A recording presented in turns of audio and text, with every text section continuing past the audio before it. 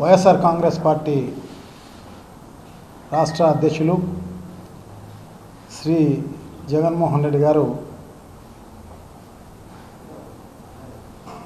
స్వయం కృషితో ఆయన పార్టీ పెట్టి రాష్ట్ర వ్యాపితంగా పార్టీని బలోపేతం చేసి అధికారంలోకి తీసుకొచ్చిన వ్యక్తి. ఆయనకున్నంత చరిష్మా భారతదేశంలో అంత చరిష్మా ఎవరికి ఉండదు. అంతటి చరిష్మా కలిగిన వ్యక్తి. సో అదే మనకు ఆయన ఓదార్పు యాత్రలో మనం చూసాం. ఎక్కడ చూసినా కూడా వేలాది మంది పాల్గొన్న పరిస్థితి మనం చూసాం. ఏ గ్రామంలో చూసినా గ్రామాలే తరలి వచ్చిన పరిస్థితి అన్నమాట. సో రాజశేఖర రెడ్డి కొడుకుగా ఉండవచ్చు అభిమానం, ఎందుకంటే మహానేత వైఎస్ రాజశేఖర రెడ్డి గారు.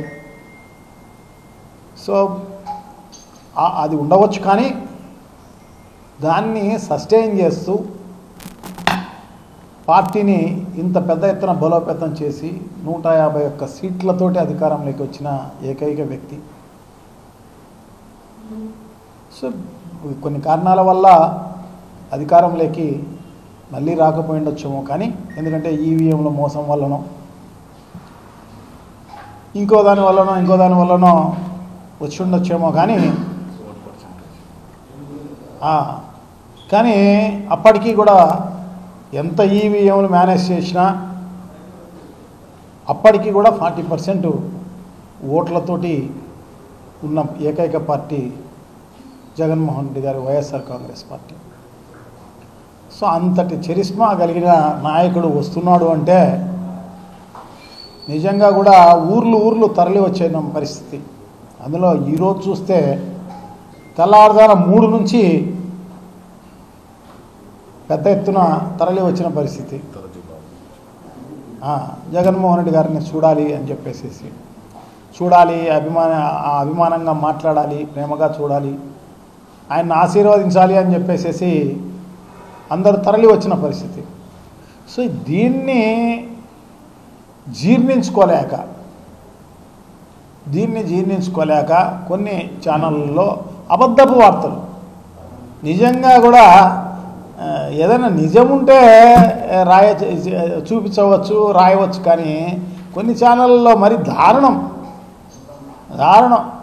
అసలు సంఘటనే ఉండదు. సంఘటన లేకపోయినా సృష్టించే కార్యక్రమం చేస్తారు. సృష్టించి దానికి మళ్ళీ డిబేట్లు పెడతారు.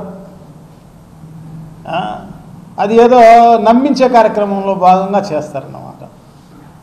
ఇది ఏ రాష్ట్రంలో లేదు ఈ రకంగా మీడియా అనేది. ఈ రాష్ట్రంలో మాత్రమే అట్లా ఉంది. అంత దారుణంగా మీడియా వ్యవహరిస్తున్న పరిస్థితి అన్నమాట.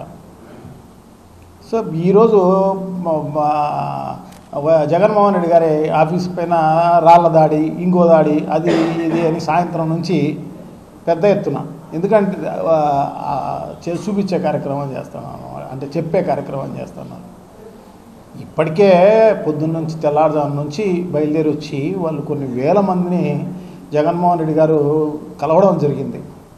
వాళ్ళందరినీ ఇంకా కొన్ని వందల మంది ఉంటారు, వాళ్ళు కలిసే కార్యక్రమం ఇప్పుడు అది కూడా అయిపోయిన పరిస్థితి ఉంటుందన్నమాట. సో ఆ రకంగా ఉన్న దాన్ని జీర్ణించుకోలేక కడుపు మండి ఈ రకంగా మరి ఆ ఛానళ్ళు ఎందుకు అలా వ్యవహరిస్తాయో ఏమో, కానీ మరి అంత పచ్చ పైత్యము అంత పెద్ద ఎత్తున ఉంటే నిజంగా కూడా ఆ పైత్యం వల్ల జబ్బులు వచ్చే కార్యక్రమాలు జరుగుతాయన్నమాట, వేరే ఏం లేదు. సో తప్పకుండా ఏదైనా కూడా వ్యూస్ చూపించాలి, కానీ వ్యూస్ మాట్లాడాలి, కానీ వ్యూస్ చెప్పాలి, కానీ న్యూస్ చెప్పాలి, కానీ వ్యూస్ చూపించే కార్యక్రమం, వాళ్ళ వ్యూస్ అన్నీ కూడా చేపించే కార్యక్రమం, వాళ్ళకి ఇష్టమైన వ్యక్తులను పొగిడే కార్యక్రమం చేసే కార్యక్రమం చేస్తున్నారు తప్ప ఇంకోటి కార్యక్రమం లేదు. Please subscribe .news